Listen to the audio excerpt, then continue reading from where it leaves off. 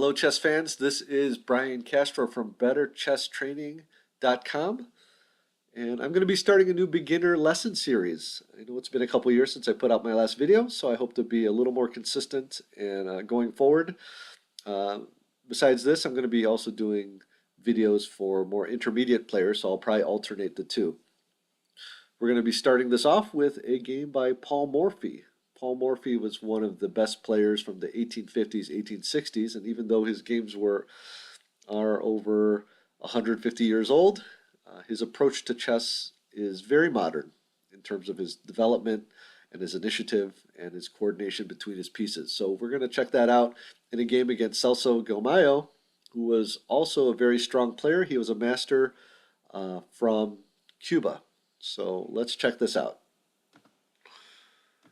Okay, in this game, Paul Morphy started with e4, and back then people mainly opened with either e4 or d4. So e4, and his opponent played e5, contesting the center. As you know, our opening principles are, one of them is to try to control the center. Knight f3, our second principle is to try to develop our pieces, and typically it would be our knights and our bishops first before our what we call our heavy pieces, which would be our queen and rook. Knight to c6, protecting this pawn here on e5. Bishop to c4. This does a couple things. Obviously, it develops this bishop, and also it prepares white to castle on the king side over here. Bishop to c5, also developing his bishop.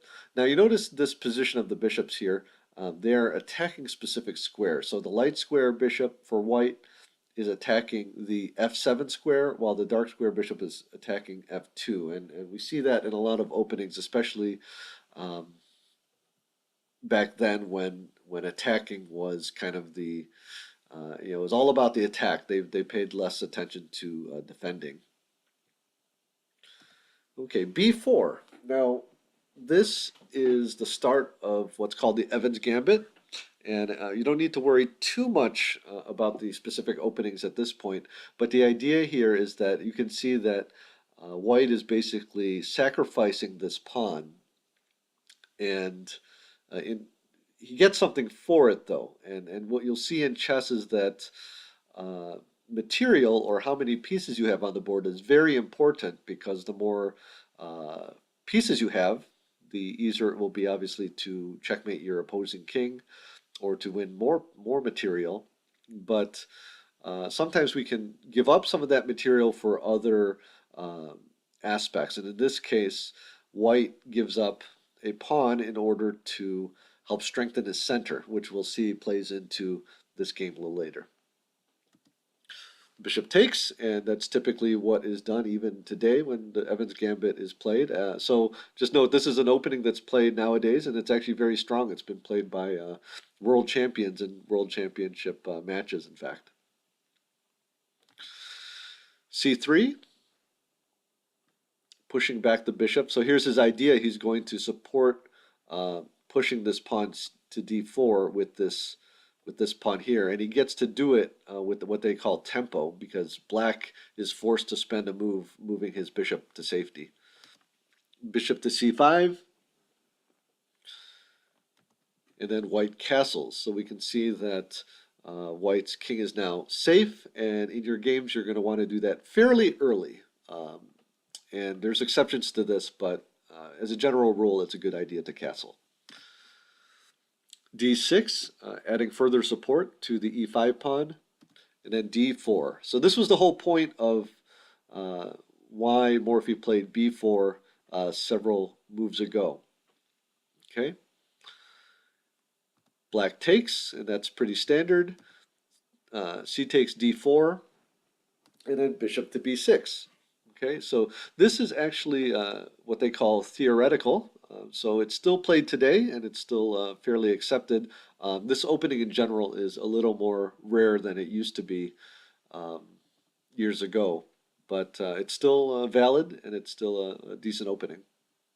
Knight to c3. You can see here that white is ahead in development, and he also has a strong control of the center here with these two pawns d4 and e4.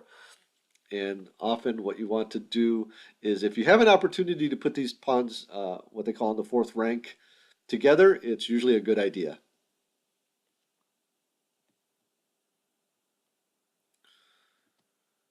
Knight f6, developing, and nowadays this move isn't played much anymore. Maybe because of this game, but let's go back a move.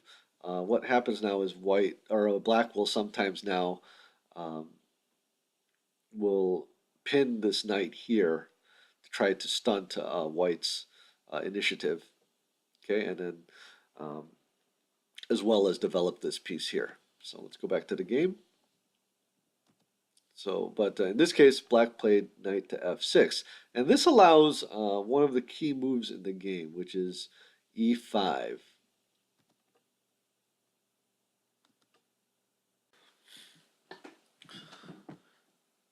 So the reason why e5 is so strong here is that, and actually maybe explains why knight to f6 isn't a great move, is that now black has to deal with this. He can't just ignore it and say continue on with his development. He has to do something because it's attacking this knight. And then it will. What happens? What you'll see in a second is that it allows black some other things. The other thing here is that black's king is still in the middle of the board, and because of that, white is allowed to start an attack on that king. So this is another reason why it's important to uh, castle as fairly early, especially unless you know specific openings, which I guess we can get to in the future. Okay. From here, black is forced to capture. Well, he's not really forced to capture, or he could move his knight, but that would probably not be great. And then white plays another great move. Okay, so we saw that white sacrificed a pawn earlier on b4, and now he's going to sacrifice another pawn, bishop to a3. And you can see here that the idea here is that if I can um, do this real quick, you can see here that the bishop is actually attacking this square f8 through, and so now he's preventing black from castling, and that's going to allow him to continue his attack. Again, this is actually a move that's still played, although I think people are avoiding this because of the danger, and it's mainly very dominant. Not too many games in this, but mainly white dominates in this type of position already, even though he's already 2 pawns down. Okay, bishop takes d4. Now you see, if we count the pawns, white has 4 pawns, and black has 7 pawns, and so he's sacrificed 3 pawns here. But what does white get for it? Well, we can see here that white has developed every single one of his pieces. Additionally, he has prevented black from castling, and his queen and his rooks are ready to enter the attack as well. So let's see how he continues this. Queen to b3, and you can see here that he is attacking the f7 square here. And you can see, remember I mentioned before with that bishop to c4 that that is a main threat. So black defends with bishop to e6, and now white gets a chance after bishop takes e6 and f takes e6 and queen takes e6 check. He gets back one of his pawns, but the main point here is that he is keeping up the pressure on this king because this king cannot escape. Black does his best with knight to e7. And then here, white takes this bishop. And this is a good idea for a couple reasons. The first off is that it's not just to exchange pieces, because typically the person who's attacking wants to keep as many pieces on the board as possible. But what he's doing here is he's actually forcing him to open up the E file. Okay, let me just having fun with these arrows here. So he's going to be opening up this E file. Okay, now let's take a look here. Black cannot take this with the queen because of queen to E7 takes E7 checkmate. Okay, so he is forced, we go back, he's forced to take with the E pawn. Okay, so what should we do now that that file is open? Now, remember, Morphy's planned this ahead, so he's going to grab that file here, and now we can see that all that pressure, there are now one, two, three pieces attacking, and only two pieces, the queen and the king, defending. Okay, so let's take a look here. Queen takes D7. Now, he's going to lose this knight here, but remember, he has all these pawns, and I think what he's Black is trying to do is he would love to have a move to castle, actually queen side now. So that's why he's moving his queen up here, hoping that maybe Paul Morphy would give him that time, but we'll see that he really doesn't. Queen takes E7 check, queen takes E7, rook takes E7 check, and king to D8. So now he's going to try to escape with his king. And the idea here, this is what Paul Morphy did very well. Instead of just continuing to attack with a couple pieces that he has here, he's going to bring every single piece into the attack here. So right now he's got the bishop that's supporting this rook. This knight's going to be hopping on to one of these squares, and he's going to bring in his, think about it, what is his worst placed piece now, or his piece that's not doing anything? It's this rook on A1. So Paul Morphy is going to play rook to D1. Black plays B6, and I think the idea here, well, he has a couple ideas here. He's going to be going over here with his king, so he wants to give his king some room to move. Also, probably wants to support pushing this C pawn. If he ever gets time to do this, this would shut out this bishop. Okay. By the way, you might notice that this pawn cannot take this knight because the rook is pinning it. Okay. Rook takes D4 check. King to C8. Okay, and let's just take a quick look at the material here. White has two rooks, black has two rooks, and they each have a knight. So white now has an extra piece, but black has actually only 5 pawns now. So white is actually ahead in material as well. So that initial material that he sacrificed, all those pawns, he's now gotten back, and now he is just on the attack and mopping up. Knight to B5. Okay, and you can see that the key square here that's being attacked is C7. Okay, king to B8. So he's giving up this pawn here. He doesn't really have too much of a choice, but at least it's not going to be with check. Rook takes C7, and now black plays rook to E8. Can you all see the threat here?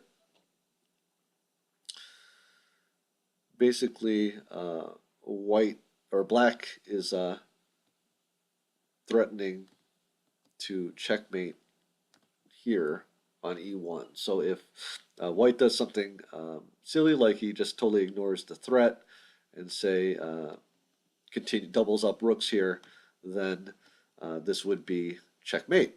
But of course, Paul Morphy didn't do that.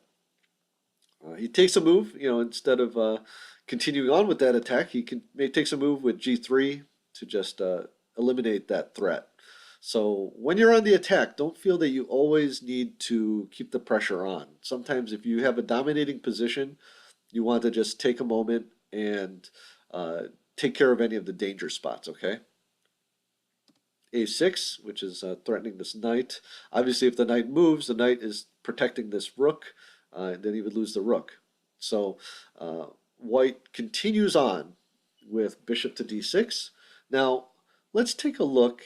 Black did not take this knight, but let's take a look as to what would happen if he did. So if he takes this knight, white has a very nice tactic. And if you want, you can pause the video and see what the next few moves would be. So go ahead and pause that if you want.